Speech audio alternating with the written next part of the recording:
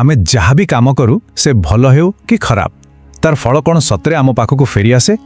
चलंतु आज गोटे एमिति कहानी भितर को जिबा जहाँ आमको दया और कर्मर एही गभीर संपर्क विषय किछि कहिबो।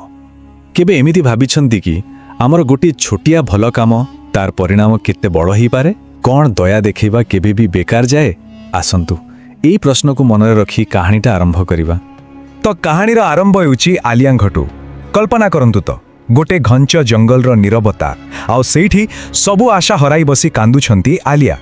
तांका जीवनर गोटे एमिति मोड्रे से थिले जेउठी तांकु चारिआडे खाली अंधारी देखा जाउथला। सेही घंच जंगलरे से पूरापूरी एका थिले। हृदय तांकर भय आउ निराशारे बुड़िकी थिला। हेले से कौन जानिथिले जे तांकर एही एकुटियापण बहुत जल्दी भांगिबाकु जाउछि आउ सेही भी एक अजब उपाୟରେ। आउ ठीक सेतेबेले सेही नीरवता भितरे गोटे एमिति घटना घटिला जहाकु केही भी विश्वास करिवेनी। गोटे साप, हाँ गोटे साप, आउ खाली साप नुहे गोटे कथा कहूतिबा साप से आलियांकु साहाय्य मागिला। बोधुए एहा तांको जीवनर सबुठो आश्चर्यकर मुहूर्त थिला। भाबंतु तो सेही मुहूर्तरे आलियांको सामनारे दुईटा रास्ता थिला, गोटे भयर आउ अन्यटी दयार। से किंतु निज डर को पछरे पकई दयार रास्ता बाछिले। सेतेबेले से कोउ जानिथिले जे तांकर एई गोटिए निष्पत्ति तांकर भाग्यर पूरा कहानीटा को बदली दबो बोली। हेले गोटे प्रश्न तो मन को आसुछि, जणे महिला एमिति एक दयनीय अवस्थारे गोटे घंच जंगल रे एकुटिया काहेकि तांको जीवन रे एमिति कोन ही जाइथिला? चलंतु एटा जानिबा पई टिके तांकर अतीत को जिबा। देखंतु एई घटनाक्रम ही आलियांको भंगा स्वप्नर पूरा कहानी कहि दउछि। प्रेम पई से निज परिवार चेतावनी को भी सुनिलेनी। भाबिथिले गोटे नुआ सुंदर जीवन आरंभ करिवे, किंतु तांको भाग्य थिला केवल धोका आउ कष्ट।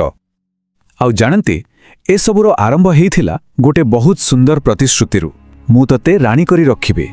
सुनिबाकू केते मिठा लागुछ ना? हेले एहा पछरे जेउ तिक्त सत्य लुचि थिला सेटा थिला बहुत भयंकर।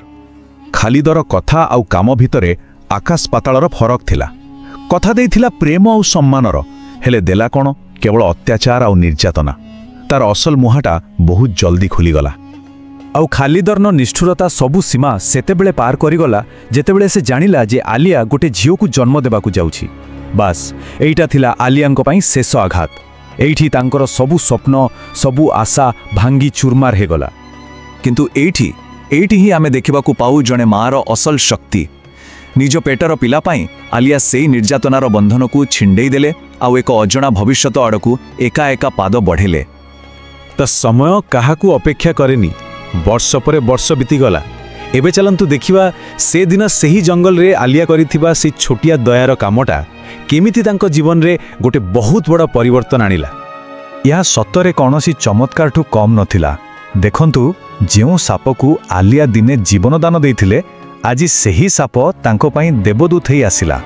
एमिति लागुथिला जेमिति प्रकृति निजे सेही दयार ऋण सुझुथिला। वर्ष परे वर्ष बीती चलिला आउ आलिया तांको झियो सबा आउ सेई साप भितरे गोटे अजब किंतु बहुत निबिड़ संपर्क गढ़ी उठिला।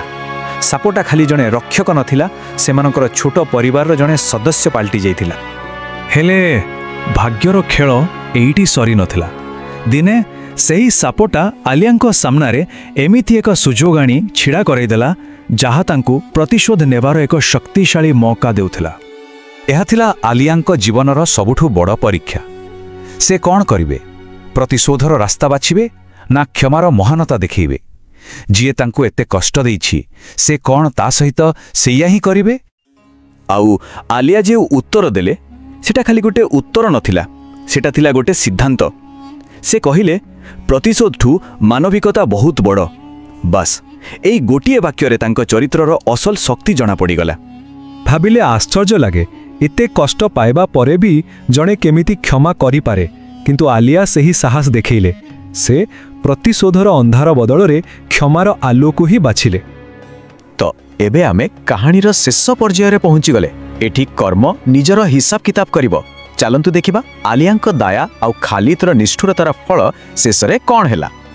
बहुत वर्ष परे सेही जंगल रे जणे असुस्थ दुर्बल बुढ़ा लोक झुंटी झुंटी चालुथिबार देखागला। आउ से किए जानती? से थिला सेही खालिद जार अहंकार दिने आकाश को छुँथिला। याकू ही तो कहंती कर्मर फल। ଖାଲିଦ୍ ଯାହା ବୁଣିଥିଲା ଆଜି ସେହିଆ କାଟୁଥିଲା। ତାର ଗୋଟିଏ ଗୋଟିଏ ଭୁଲ କାମ ଆଜି ତାର ଦୁର୍ଭାଗ୍ୟ ହୋଇ ତା ପାଖକୁ ଫେରି ଆସିଥିଲା।